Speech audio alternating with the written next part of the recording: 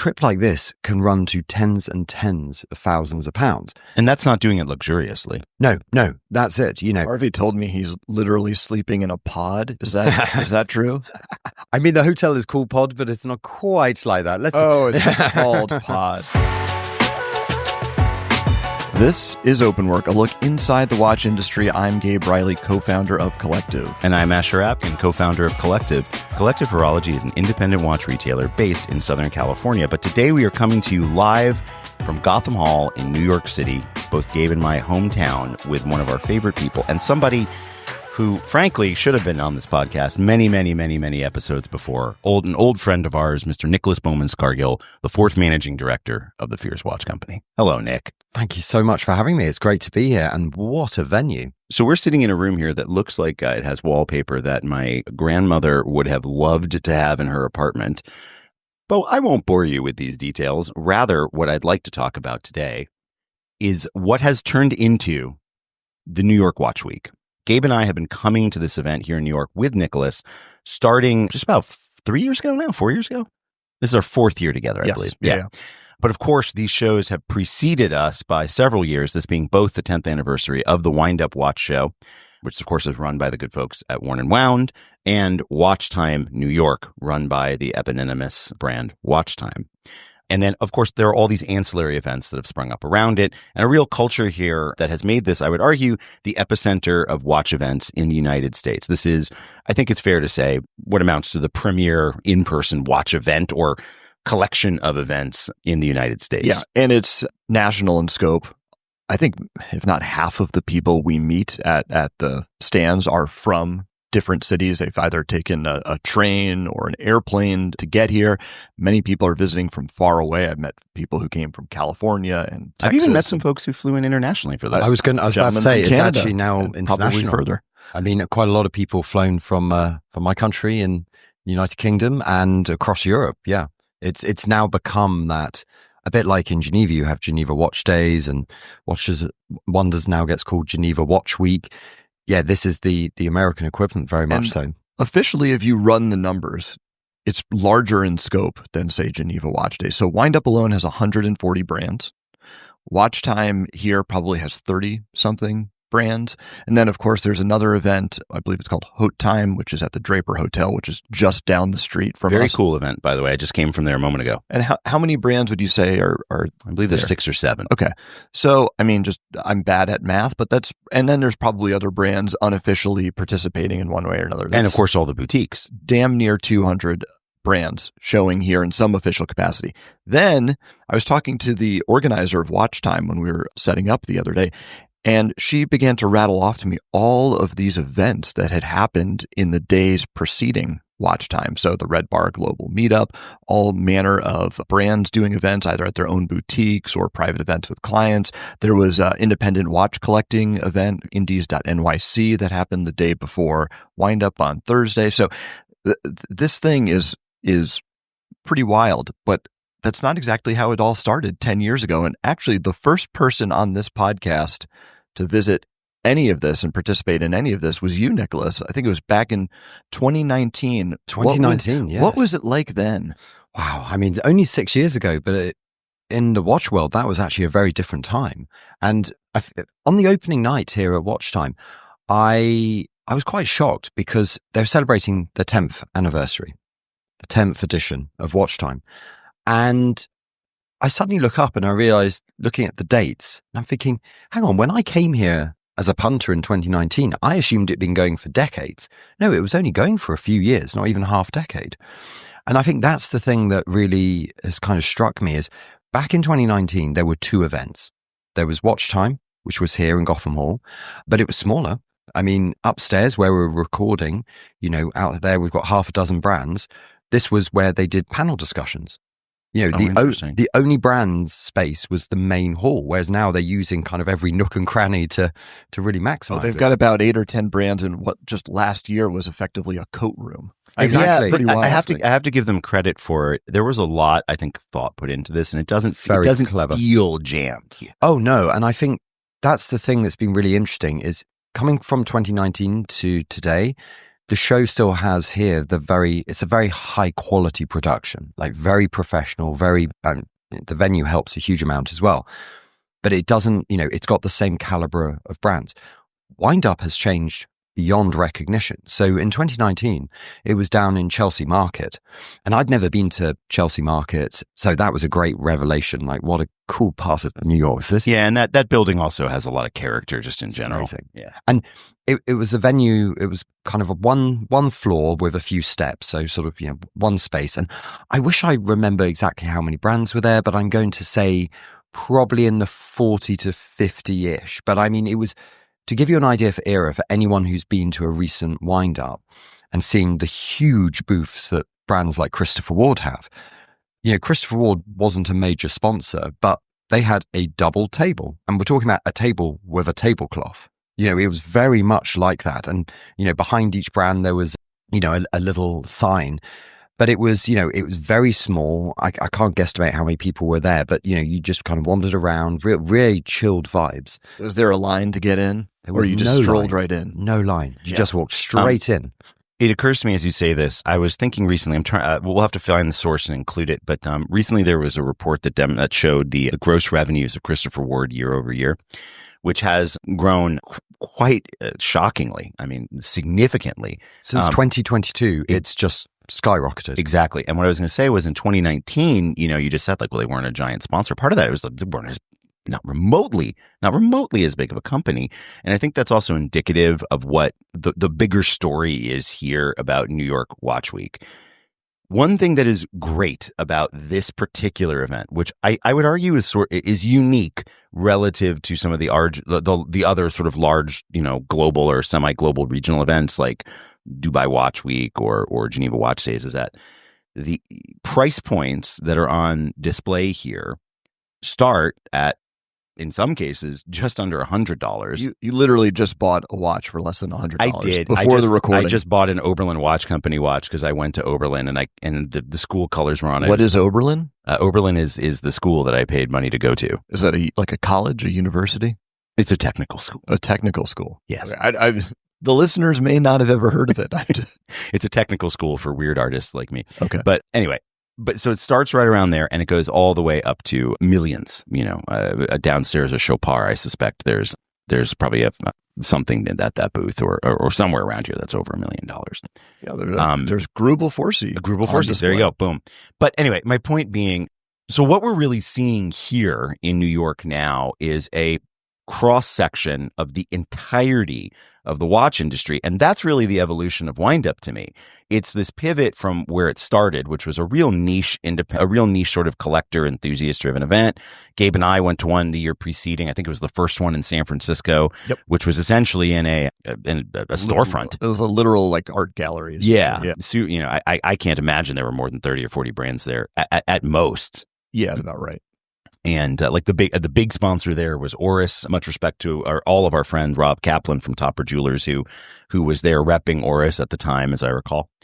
But it really was this niche thing. And now, when you look at this, WindUp in particular, I would go so far as to say it really isn't an enthusiast event anymore. I don't mean that as an insult. I would say it is really, in many ways, a broad appeal, mass appeal watch event that speaks to certainly enthusiasts. Like there are people I'm sure going in there looking for, a Derica or Micro Mil Spec or something that's like a very enthusiast driven brand. And then I think there are people who are just showing up there who are like, oh, this sounds kind of neat. Absolutely. So, I mean, there was quite literally, I'm sure there was yesterday, but on Friday when I wanted to walk over before we opened up here, there was a line around the corner. The wait to get into WindUp was over an hour, and I was up to my usual hijinks. I just started like interviewing essentially people in line to kind of get a sense of, who they were, why they were there, what they were interested in, and that kind of thing. And it was a very casual audience. There are a lot of people who just kind of knew it was a watch fair, but didn't know much about it. There wasn't really anything in particular they wanted to see. And that's not a bad thing. I think that's a good thing. That, to me, that's wind up going, almost inverting itself from this hardcore, very curated enthusiast event to something that is now more of a lighthouse for watch enthusiasm in the broader culture. There were people who I got the impression it's like they were there in line waiting to go into WindUp, maybe instead of like going to the Natural History Museum that day. Like it was something to do in New York. And that's kind of cool as well. So this is why the Christopher Ward thing brought that thought into my mind, because in many ways I would argue Christopher Ward is kind of a perfect example of exactly that, which is to say, that brand in 2019, 2018 was not, and forget about the revenue, just from a product diversity standpoint, is not the brand we have today. And now, whether you have, was it the Loco? The Loco is the latest one. Yes. Yeah, so the Loco, the Bel Canto, that represents like a particular, I guess you could kind of throw in the experimental diver from a few years ago that I think Armin Strom helped on the development of or manufacture of, into that one bucket that is like extremely enthusiast driven, and then of course the majority of the line is like a pretty accessible, $1,000 to $1,500 give or take range. That is, to your point, for a guy or a woman looking for just watch, good, just a fine watch. Yeah. That's where I suspect they're seeing significant growth. Yeah, I see like Trident, I think it is, and Sealanders and things like that on the wrists of ordinary people who don't know that much about watches and are just happy to have a high quality watch. And what's interesting about Christopher Ward is it seems like, and Nick, you're probably more informed about this stuff than we are by proximity. It seems like they've both managed to broaden their popular appeal and their appeal to hardcore enthusiasts simultaneously, and both have really helped the business. Oh, 100%. And I was going to say, I think the interesting thing is, for a lot of, speaking as a brand owner, when you first start your company, there's this big desire, who are you going to speak to? It's going to be the watch enthusiasts, the collectors, because they're the most open audience to new and, to try and talk to the members of the public who might buy a nice watch once every so often. Very, very difficult. It's very difficult to get in front of that audience. And I kind of feel like with watches in general and certainly with the WindUp Fair, it's very reflective of what a lot of, micro brands, small independents will go through, like Christopher Ward, where you start off where it's very much in a kind of a closed room of enthusiasts. And then as it begins to grow, it then gets this weight behind it. I mean, before I flew to New York, I noticed, the number of articles being written about both WindUp and WatchTime in non-watch publications. Oh, yeah. There was a feature in the New York Times 2 days ago. Pretty remarkable. There's Forbes magazine covered it as well. And, you're suddenly realizing like these shows and what's going on in New York right now has become big enough to warrant space in business pages, in culture pages of, national and international publications, which don't focus on watches. I think that's incredible. It is. And being a part of it is big business too. And that's one thing I'd like to talk about, because you, having both attended, to use your word, as a punter, but primarily as a brand owner for the last few years, have made more and more and more investment, not just in the physical spaces that you are in, but with the amount of staff that's coming, the amount of inventory that certainly that we buy, but that you also commit and manufacture and do all of these things. This is real business, not just from a revenue standpoint for the producers of these events, but a serious investment and a considered investment for every single brand that's here at every level, whether you are a Chopard or a Blancpain or what have you, that are have the massive installations, relatively speaking, inside the space, or if you're the brands that we're here representing, you, Ming, et cetera. These are significant investments of time, of money, of staffing. So can you talk a little bit about two things? One, for those who are listening, what goes into this from a strategic and from a financial planning standpoint into attending these events? Because not everybody thinks about that when they come up to a booth and they see you. They may not know everything that you did to get there. So if you could talk a little bit about that and then qualify that with why it's worth it or why it isn't.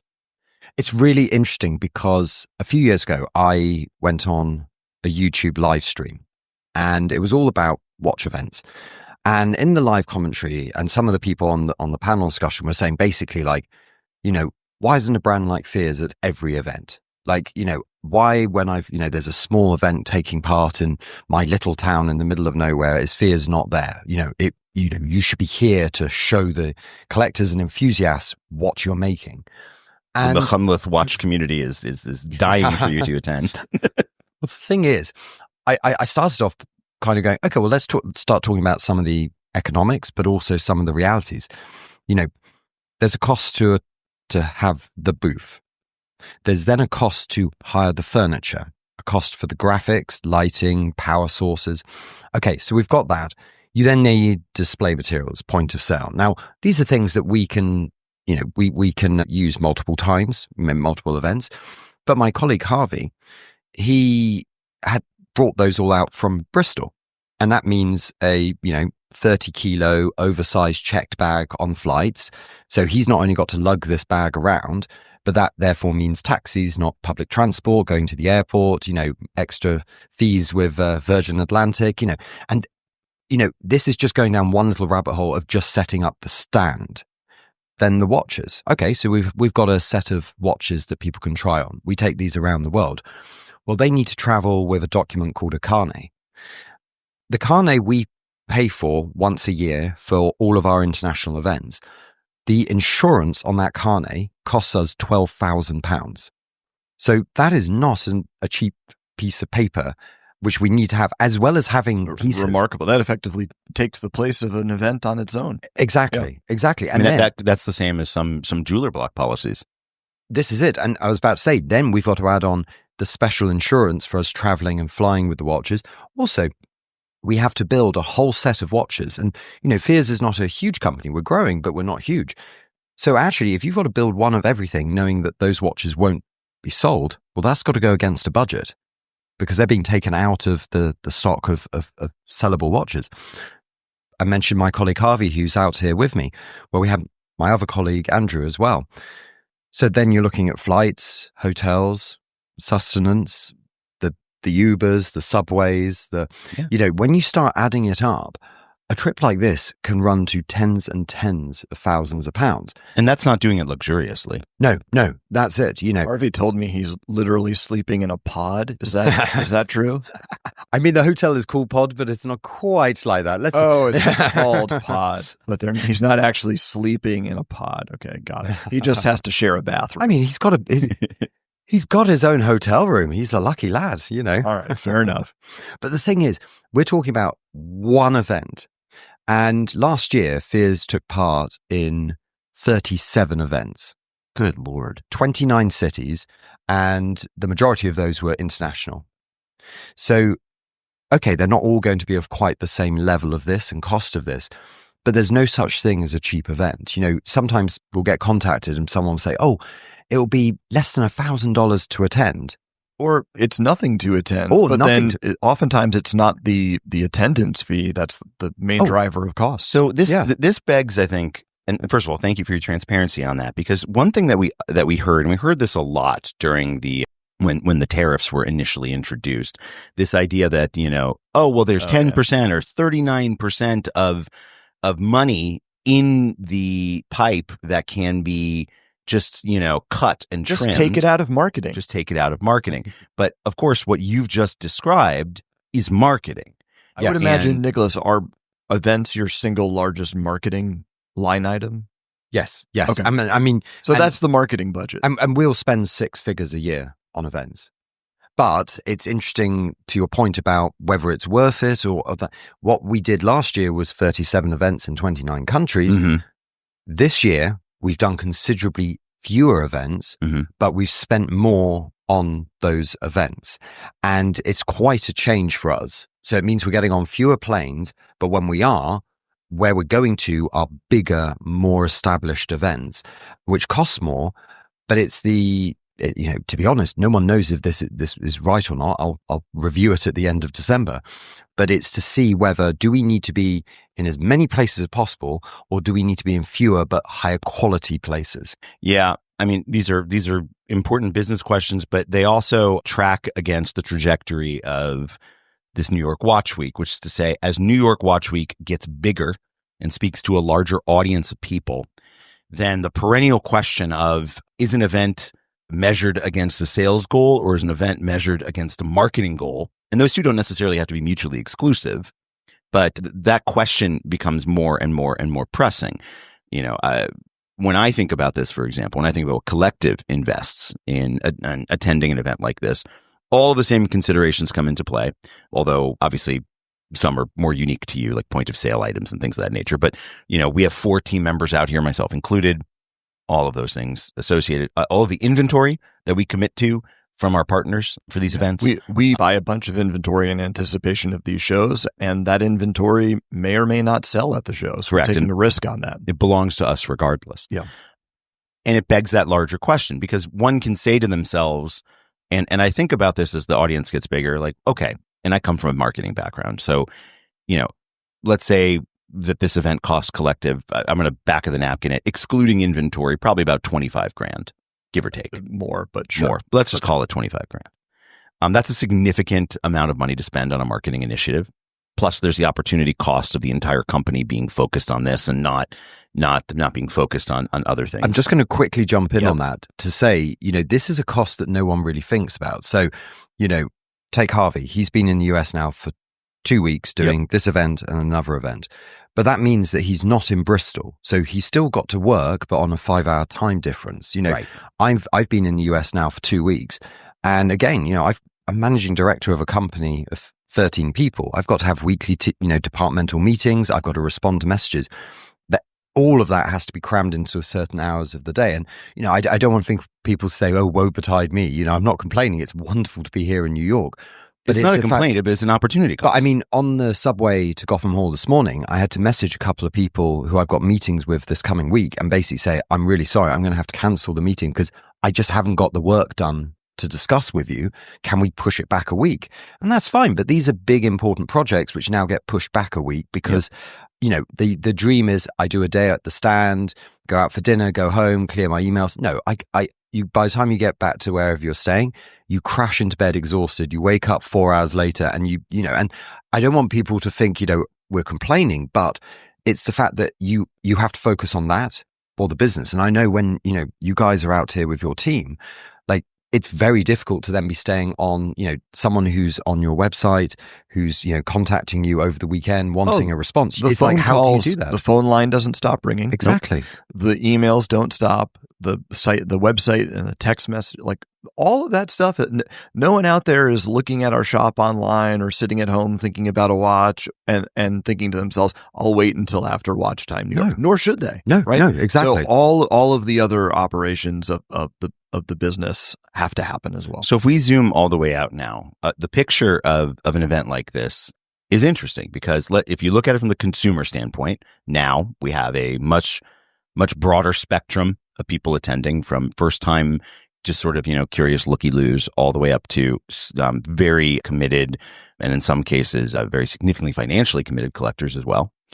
You have brands and manufacturers running the gamut, from folks that are attempting to fund their business through Kickstarters all the way up through well-established businesses and growing businesses that are here. So there's millions, tens upon tens of millions of dollars of just B2B money that's being spent here, which then goes to the other side of it, which is feeding the ecosystem of the media companies that have essentially established and built this, right? Because this doesn't exist without WatchTime Magazine's fundamental investment in this tentpole and Worn & Wound's fundamental investment in their tentpole. Everything else has been built on the shoulders of what they invested in and created. And you could even make an argument that even that is built on the shoulders of folks like Hodinkee, who created an entirely new entry point into the watch industry that didn't exist there, because all of these things are a set of dominoes that have created the market position that we're in right now. I remember when Hodinkee used to do those, kind of like they still do them, but 10 years ago they would do, like host an event and they would do these like photo reports. Mm-hmm. And I remember thinking this 10 years ago, it was so novel to me that there were watch events. Yes, yeah. That people went to and attended, and much less, wore interesting watches and there were things to look at, and let alone reporting. And like that concept was kind of radical. And this, I'd been into watches nearly 10 years before even that, and it was this lonely hobby in the corner of the internet. And I think what's interesting about Worn and Wound in particular, I'm not sure how it works for WatchTime, is I would guess, just looking at it as an outsider, and I could be wrong, but that WindUp is probably their largest revenue generator, and just for the business of WindUp. I have no idea its profitability, but from a gross revenue standpoint, what's making them money? Probably. It's probably WindUp, which is really interesting because for most publishing companies, traditionally, events have been an enhancement to their core revenue, which has been advertising and sponsorships, and then events have been a way to get incrementally more advertising or marketing dollars, but it was never the core of the business. Of course, media has changed a ton. Watch media has changed a ton. But it's fascinating to me that not only have events gone from being this curiosity, with these photo essays that felt voyeuristic and odd, to now being the core business of a company like Worn and Wound. Can I just remind us all of one crazy thing? When you talk about watch events not, being, 10 years ago being these strange things, they really were, because Baselworld, remember Baselworld, rest in peace, that finished in 2019. It was killed in the pandemic for a whole host of reasons. That had some public days. But SIHH, which became Watches and Wonders, that only had public days in 2018, it had one public day, and in 2019, it had two public days. Interesting. I didn't know they did it at all then. No. So when I used to go in 2017, 2016, 2015, I had to go with a trade industry pass. The only watch events were back in the sort of, the 2000s and the early 2010s. They were all B2B. And so this idea of the kind of consumer event is very new, but it's very interesting as a watch brand because every single week of the year we get pitched a new watch event somewhere in the world. And I would guess every single week of the year, there's probably some watch event that you could be at, that you're making a decision. A few weekends ago, I opened my phone. I'm on a weekend away with my husband, and I'm suddenly seeing that there's this big, huge watch event taking place in Paris. And I'm seeing this and I'm screenshotting the Instagram and sending it to my marketing manager going, do we know this is like Paris is a few hours on the train from London? This is on our doorstep and it's being hosted in a stunning building and really good brand roster. I'm thinking, I don't even know this event's going on. And I've been in the industry, for the best part of 15 years. And so it's crazy when you think, I'm not saying I should know all the events, but there is so much going on. And that makes it very difficult as a brand to know where to put your marketing pounds or dollars and decide who you want to partner with, what show, what event. So this now triggers a really difficult, but I think an important topic to touch on, which is about qualification and gatekeeping. And there's an argument to be made on all of these sides, but it's something that I hear about often, which is, wait, WatchTime, you have to pay to get into WatchTime? Isn't this a marketing event? Why would I have to pay to get in? And then on the other side of this, you have a very strong philosophical perspective that the folks at Worn and Wound have about, we will never charge for WindUp. They've been saying this from day one. Always free to the public is, I think it's even part of their strap line. Yeah, it is. But I'm also hearing the opposite from some enthusiasts who are now saying, I can't believe WindUp is so crowded. I can barely even get in there. I remember when I used to be able to waltz in. It's too crowded. It's too loud. I can't see the thing. So it does cut free and open to the public, sometimes faces scrutiny. So I want to look at this from two perspectives. The first being the consumer experience, which is what you're touching on, and the second being the rationale for gatekeeping from a brand standpoint. And I want to before we even go here, just say I don't know that I have an answer to this or that we all do, but I think it's important to explore why these things are set up the way that they are, so that there can be some clarity around it. Because it's not, I think a lot of the time there's this sensation of like, oh, it's a cash grab. It's like that's sort of the meme that I've heard sometimes. It's like, well, in order for me to get into this, I need to be on that guest list, or I have to buy a ticket or something to that effect. So if we think about these things, bearing in mind everything that Nick just described, which applies to everyone exhibiting here on a sliding scale of investment, ultimately, why are we here? We're here because we're trying to show brands that we're trying to show product that we believe in, or the brand that we built in Nick's case, that he's built in Nick's case, to get people to buy watches. On a very fundamental level, that's why we're here. To put a really great watch in somebody's hand that maybe they hadn't considered before, and the fact that it's in their hand, hopefully, eventually, at some point in the future, leads to them deciding to invest in that watch. So the question then becomes, how likely is it that the person coming in that door will be able to make that decision? And the question there revolves around a few things.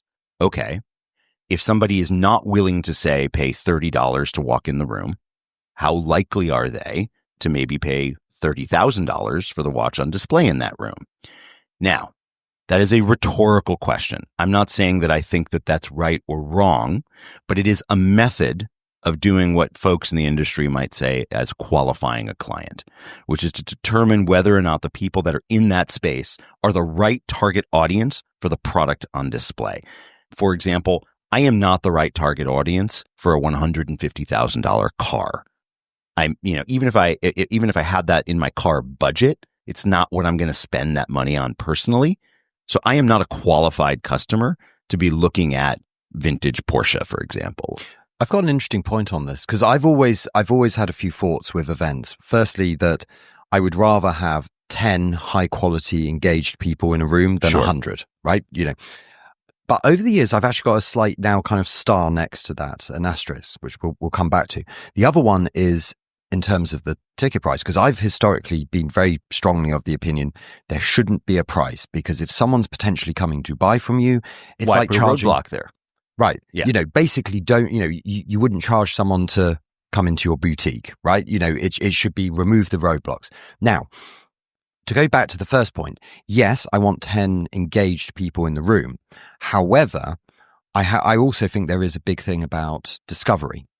So, I want those 10 engaged people who are here to see fears and really, going to take the time and, but there's also then but there might be that 11th person who's never heard of the brand, never seen the product, and you want them to be able to discover it for the first time and walking around the room. But to the second point in terms of the pricing, I think it's also about price points. So, if we're being very honest, when you look around the room here at WatchTime, Fears is one of the least expensive brands here. And I'm very happy with that because, it's, incredible to be in a room where, across from us is Parmigiani, you look next to us, we've got Leroy, we've got MB&F, and these are just in our little area of the show, which is incredible.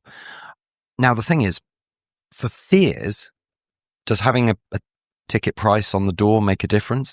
I would say it could be a barrier because if you're coming to spend $3,000, spending $30 on the ticket suddenly is a higher percentage of what you might spend on the watch than versus going across the Grubel Fosse and spending $300,000. Well, then 30 is nothing. So we benefit. Grubel will give you a $30 credit towards any watch over $500,000. That's great. But so we benefit by the fact that the bigger, much more expensive brands very much require that qualification.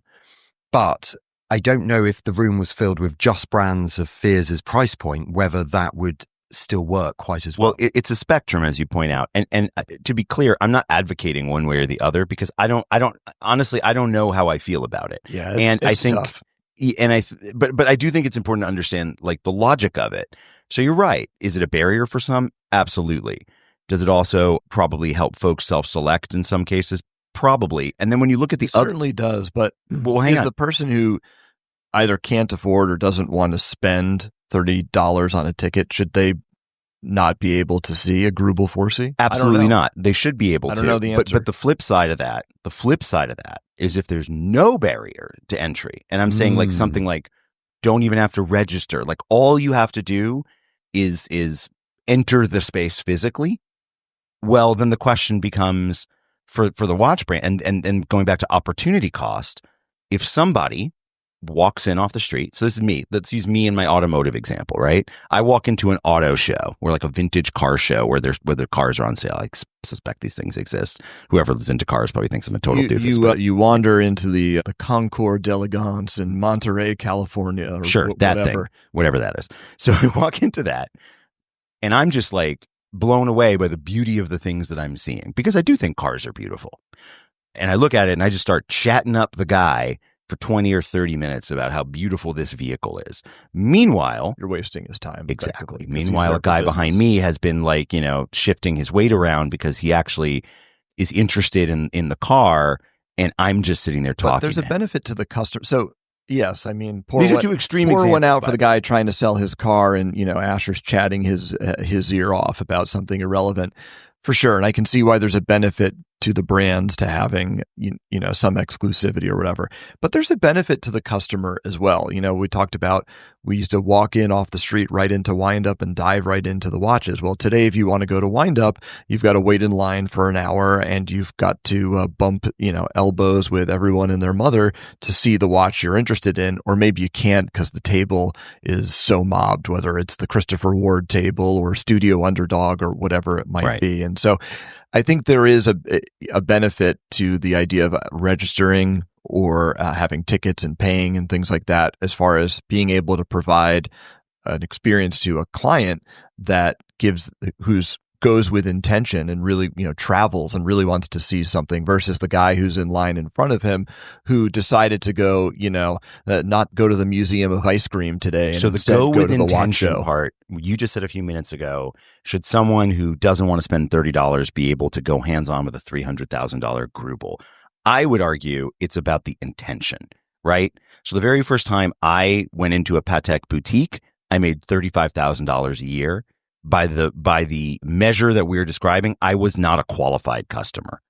I was quote unquote maybe wasting their time. But you weren't competing with 30 other people standing behind you, chomping at the bit to get to the watch. That's correct. But my point being, I ultimately did buy a Patek Philippe many, many, many, many, many years later, and part of what was in that decision to do it was the positive experience that I'd had in the Tiffany boutique in New York in the early 2000s, when that wasn't, what it eventually turned into. That boutique had amazing customer service, and they decided to invest time in me to plant a seed. But Gabe, to your point, that was an average day on like a Wednesday, at like 1 p.m. on my lunch break. That, when not a highly trafficked time, at that old salon, not an event. And that's the big thing, right? As a company that has course of business. We've got our boutique in Bristol. We then have events which we attend. There's a big difference, because at a boutique, the boutique is there, potentially open 7 days a week. It's always there. An event is there for 2-3 days. It really condenses that. And so, I think to your point on, like, you want to know that the people coming in, there's only so many people we can speak to on a stand. And you want to know that all those conversations are as meaningful as possible. There are so many different layers of commerce that are happening during an event like this. B2B, B2C, partnerships between individual organizations, that it can often get lost, I think, when we look at it, because in the end, a lot of people who come here because it's really fun. Yeah. And I think it's just a fascinating And the decisions about how and why to organize it all have endless trade-offs, right? But your last question. All right, last question. One of the things I learned from you, Nicholas, years ago about these events is the brands are always talking among themselves. Oh, yes. So my question for you this year is, what are all the brands talking about when it comes to, let's call it New York Watch Week? What is the hot topic among the brands? Give us the inside scoop. So I think certainly with the UK brands, there's an acknowledgement that Fears and Braemore have swapped places. Oh, I've had quite a few comments about that. So Braemore, for I think about 9 years, was at WatchTime. This year they've moved to WindUp. Yep. Fears was been at WindUp for 3 years and is now at WatchTime. And I think it's people have noticed that and kind of noticed that Fears is, as someone put it, they said, "Oh, you've upgraded to the premier show." And I was like, well, I don't think of it quite like that, but it's just, it's interesting for that. I think there aren't as many British brands who have come out as previous years. I think some of that is the economics. It's, the expense of it. But for a lot of brands, I know that they see WindUp New York as that's their big event of the year. That's where they make the big money. But everyone is sort of saying there's too much. There's too much going on over the course of a few days. And when you add on the other events taking place around the city, when you also add on, Thursday evening this week, Fears with Studio Underdog hosted a cocktail party. We had 170 people come. Turns out there were 8 other watch events on the Thursday evening alone. Yeah. And you suddenly realize, we're incredibly grateful that people chose to come to us, but we know people were also party hopping, which is exactly what I would be doing. Go to see who's got the best champagne. But the fact is, you suddenly realize, my goodness, this whole week has been competing for attention. I realized also the FHH from Switzerland, they've been doing events as well. They've been hosting talks and lectures in New York as well. So, there is so much going on, and that's brilliant. But say you're a watch enthusiast and you might be able to take Friday off work, but you've got a limited number of days holiday, you've got a partner, maybe a kid, so you've got to fight to have that 4 hours. Basically, yeah. What are you going to see and do? And I've been, this show, I've been across both with our Fears Studio Underdog Manhattan collaboration. I needed to be over in the show for a few hours to meet with people. And it was just so interesting chatting to people at both shows, kind of being like, have you been to the other one? And everyone say, I'm going to try and make it. And what that basically means is like, I may not even finish this show before basically my watch time is up. Look, I think I like the competition. I like the fact that it means we've got to, make sure we've got something exciting that really draws people in. But for a lot of brands who are spending the same amount of money Fears is, it's going to be tough. Not everyone is going to succeed from that. But from a collector's perspective, compared to only a few years ago, there is so much going on. And I was thinking this morning, once we finish recording the podcast, there's about half an hour before the show opens. I'm going to go around and start having a look at some watches. I've got a list on my phone of watches I want to look at. And you realize, if you're into watches, this really has become, I would say, bigger than Geneva, but more important than Geneva. Yeah, what started as a way to spend an afternoon in New York has quickly become a way to spend a day, a weekend, a week, maybe even a month. We need New York Watch Month, Nicholas. That is the solution to the problem. Get on the first plane back to Britain. Tell all the brands it's New York Watch Month. Nicholas, thank you so much for joining. We appreciate you. As Asher said, this was absolutely long overdue, and it won't be the last time. Thank you. Thank you so much for having me. It's been wonderful. Of course. And thank you for listening. Open Work is, of course, a production of Collective Horology. You can find us online at collectivehorology.com, and you can find our guest, Nicholas Bowman-Scargill, online at fearswatches.com. And of course, please get in touch with your questions, your feedback, your suggestions. And to do that, just email podcast@collectivehorology.com.